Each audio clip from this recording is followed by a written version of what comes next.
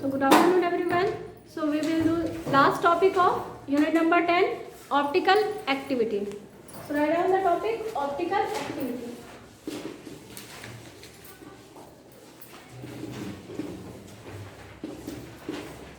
Optical activity जो है आपने पहले भी किया हुआ ये टॉपिक, एक बार मैं वापस आपको थोड़ा सा करा देती हूँ तो समझ लो कि बेटा सपोज मैंने एक मोनोक्रोमेटिक लाइट जो है जो कि एक सिंगल लाइन में चलती है, सपोज अगर मैं बल्ब की बात करूँ तो ये लाइट को स्केटर्ड करते हैं ना, ठीक है।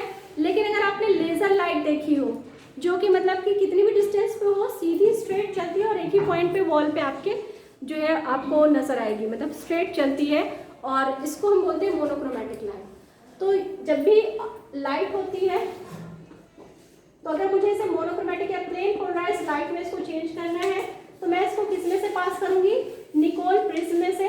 निकोल प्रिज्म एक ऐसी डिवाइस है जिसमें से आपकी जो लाइट है एक मतलब कि आपकी क्या हो जाती है, प्लेन पोलराइज्ड लाइट बन जाती है, एक ही लाइट पे जलती है, ठीक है। और फिर इस लाइट को मैंने जो कंपाउंड लिया हुआ है, कोई भी कंपाउंड लिया है उसमें से इसको पास करूंगी, ठीक है। तो दो चीजें हो सकती हैं कि या तो वो उस लाइट को क्लॉकवाइज रोटेट कर दे, राइट में रोटेट कर दे, क्लॉकवाइज रोटेट कर दे, और या तो उसको एंटी क्लॉकवाइज रोटेट कर दे। दो पॉसिबिलिटी होती है, क्या होती है, या तो क्लॉकवाइज या तो एंटी क्लॉकवाइज, ठीक है।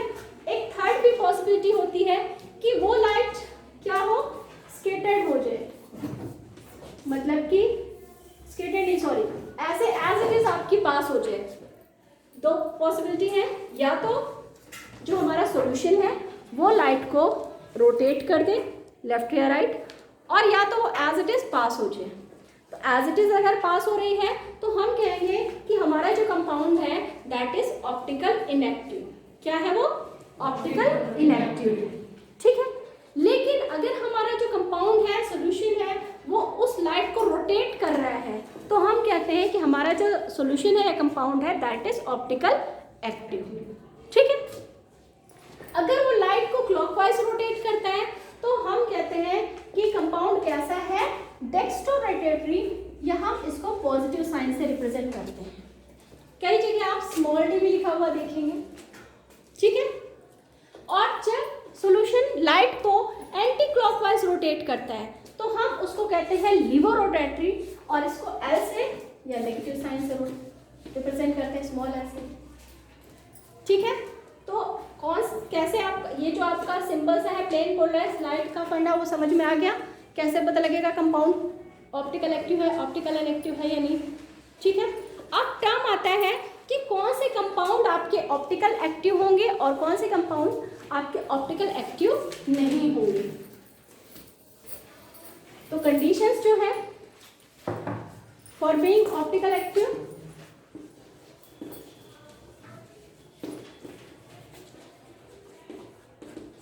First condition, we are studying carbon compound ना, तो हम कार्बन की बेसिस पर ही देखेंगे। फर्स्ट जो है कि वही कंपाउंड आपका ऑप्टिकल एक्टिव होगा जिसमें at least one asymmetric carbon atom है। क्या हो, वन एसिमेट्रिक कार्बन एटम, ठीक है, जिसको हम कायरल कार्बन एटम भी कहते हैं। अब ये क्या है,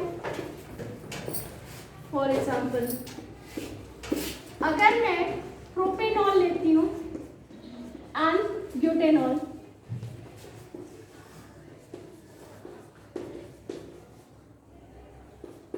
ब्यूटेन टू ऑल,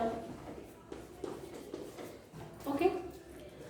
तो बेटा यहाँ तो थ्री पोर्शन पे हाइड्रोजन या सेम ग्रुप है, ये तो हो नहीं सकता, चारों ग्रुप डिफरेंट होने चाहिए।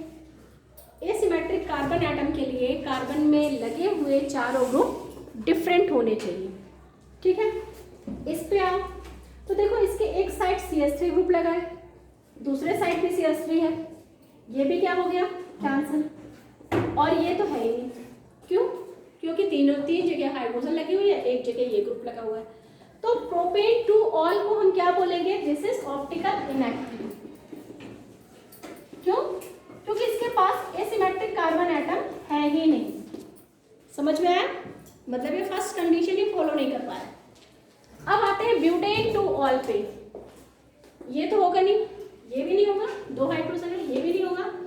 Now see this one, H मैंने इसका नीचे कर दिया और यहाँ पर आप देख सकते हो carbon, this side ethyl group, hydroxy, CH3 and H. So there is a possibility for this compound being optical active. यहाँ पर ये जो कंपाउंड है ऑप्टिकल एक्टिव हो सकता है फर्स्ट कंडीशन के अकॉर्डिंग। क्लियर हो गई first condition, asymmetric carbon atom. Now the second one. Second condition क्या है कि जो भी आपका कंपाउंड है उसकी मिरर इमेज बननी चाहिए। It will form mirror image और उन मिरर इमेज को हम कहते हैं एनेंशियोमर। क्या कहते हैं? एनेंशियोमर।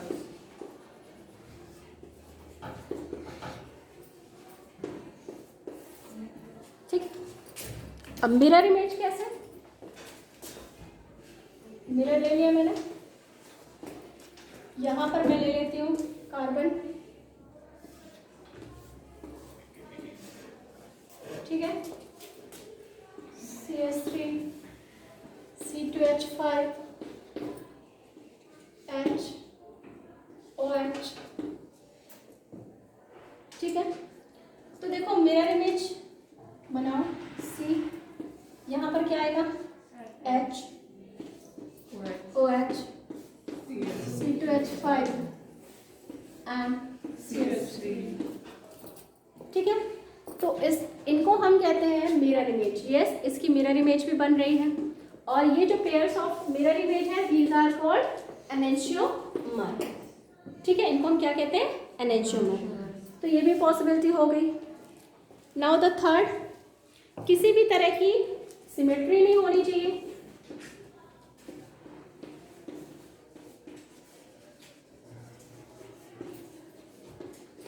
सिमेट्री, ठीक है, नहीं होगी। आप कहीं से भी कट करो, इसमें किसी भी तरह की प्लेन ऑफ सिमेट्री होगी ही नहीं। आप इसको कट करके देखो किसी भी प्लेन से, किसी भी तरह से सिमेट्री नहीं होगी। And the fourth and most important condition is it should be non super imposable. Non super imposable. अब नॉन सुपर इम्पोजिबल क्या है? सुपर इम्पोज का मतलब है कि अगर मैं इस स्ट्रक्चर को उठा करके इसके ऊपर रखूं तो इसको पूरे तरीके से कवर अप कर ले, that will be super impose. मैंने क्या वर्ड लिखा है? Non super impose. अब देखो अगर ये स्ट्रक्चर उठा करके मैं इसके ऊपर रखती हूँ तो यहाँ पर आएगा C2H5, यहाँ पर आएगा H, तो ये पूरे तरीके से सुपर इम्पोज नहीं होगा ना। So these are non super impossible images. और ब्यूटेन टू ऑल आपका क्या है? This is optical active compound. पता लग गया? ऑप्टिकल एक्टिव कंपाउंड होने के लिए क्या क्या कंडीशन होनी चाहिए? It should have asymmetric carbon atom, mirror image, ठीक है, no plane of symmetry and the fourth non super impossible. Clear? Okay, अब कुछ टर्म्स हैं इससे रिलेटेड।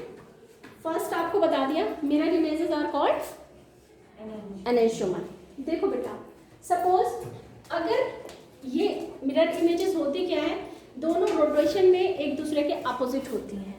अगर ये प्लेन पोलराइज्ड लाइट को डी मतलब कि क्लॉकवाइज घुमा रहा है तो this will rotate anti clockwise, है ना। मिरर इमेज क्या होगा? आपको दिखता है ना मिरर में, लेफ्ट का राइट, राइट का लेफ्ट। तो अगर ये इमेज, ये जो कंपाउंड है, ये वाली फॉर्म, अगर ये प्लेन पोलराइज्ड लाइट को क्लॉकवाइज रोटेट कर रही है, मीन्स अगर ये डेक्स्ट्रो रोटेटरी है तो this should be laevo rotatory. ये आपकी लिवर रोटेटरी होगी। क्लियर? तो ये डी फॉर्म है, ये एल फॉर्म है। अगर दोनों फॉर्म इक्वल प्रोपोर्शन में, मीन्स 50 के रेशियो में प्रेजेंट होती है तो we will called it racemic mixture. हम इसे क्या कहते हैं?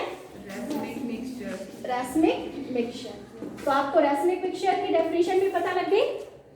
When both form D and L form of mirror images of this compound, any compound, ठीक है, are found in the same ratio, ठीक है, 50-50 के रेशियो में है, then this mixture is called racemic mixture, ठीक है।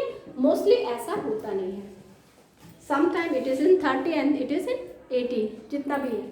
तो ये आपका एनेंशियोमर है, अगर ये इक्वल रेशियो में प्रेजेंट है तो ये रैसमिक मिक्सचर है। और जब हम एनेंशियोमर को रैसमिक मिक्सचर में कन्वर्ट करते हैं तो इस प्रोसेस को हम कहते हैं रेसमाइजेशन। आप एक रेसमाइजेशन, ठीक है।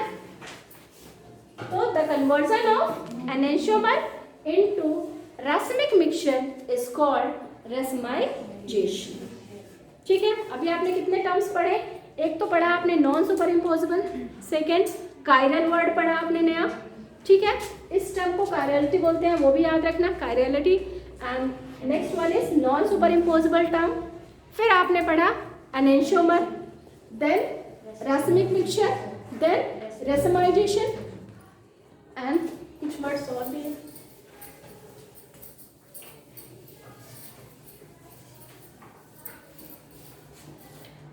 जब मैंने आपको SN1 SN2 कराई थी मैकेनिज्म,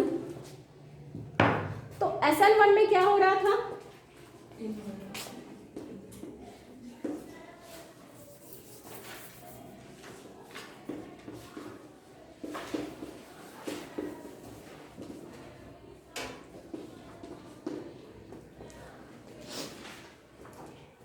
SN1 कौन फास्ट रहता है?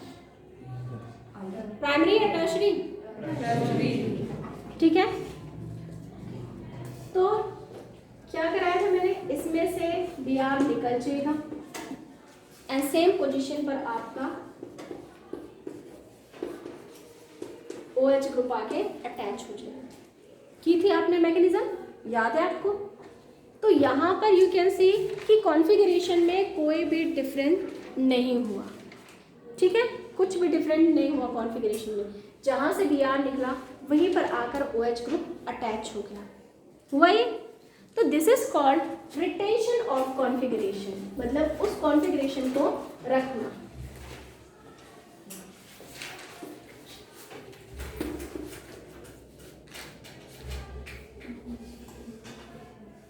ठीक है, ओके।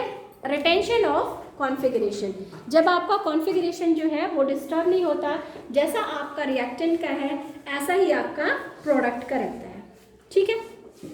सेकेंड थिंग क्या है? SN2 याद है मैकेनिज्म?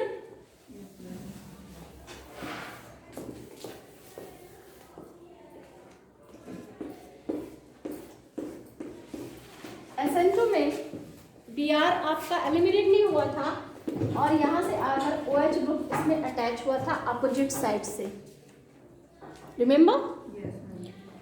तो यहाँ पर क्या हुआ था? सेम कॉन्फ़िगरेशन नहीं थी, कॉन्फ़िगरेशन जो है वो चेंज हो गई थी आफ्टर फॉर्मिंग द प्रोडक्ट, ठीक है। So this is called inversion of configuration. क्या कहते हैं इसको? Inversion of configuration. मैंने पहले भी बताया था आपको कि जब आपका जो प्रोडक्ट है वो इन्वर्ट बनता है, अपोजिट बनता है, मीन्स यहाँ से ग्रुप निकला है और वो उसकी बैक साइड में अटैच होगा, तो इसको हम कहते हैं inversion of configuration. Clear it is? ठीक है। तो अगर आपसे कोई पूछता है कि SN2 मैकेनिज्म किसको फॉलो करती है, तो SN2 मैकेनिज्म फॉलो करती है इन्वर्जन ऑफ कॉन्फ़िगरेशन को। क्लियर? किस में होता है इन्वर्जन ऑफ कॉन्फ़िगरेशन? SN2 में, ठीक है। नोट कर लो इस पॉइंट को।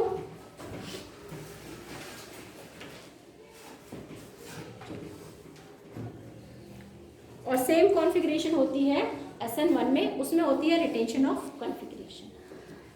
तो I think optical activity done है, इतना ही पोर्शन इसमें से आता है। सारे टर्म्स आपको क्लियर हो गए और रही बात इनकी डेफिनेशन की, तो वो डेफिनेशन आप कर लेना, ठीक है। This chapter is closed, that's it।